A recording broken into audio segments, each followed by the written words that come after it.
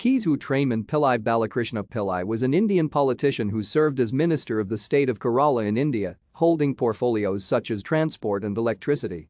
He was a member of the Kerala Legislative Assembly from Kottarakara constituency in Kollam district for almost 3 decades. He was the chairman of Kerala Congress.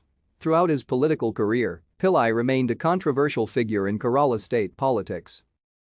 Gandavam, a biography of Pillai written by Vrindavanam Venugopalan with a foreword by Suranad Kunjan Pillai, was published by Viswakeralam Daily.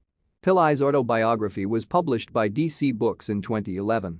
He also acted in 2 Malayalam movies in 1979 and 1980, Vedaketu and Ivalora Nadadi.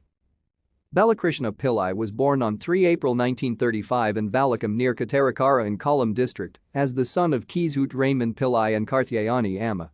His father was a wealthy Nair landlord with plenty of land in the present-day Kerala and Tamil Nadu states. He was married to Vatsala and has 2 daughters and a son, the latter, K.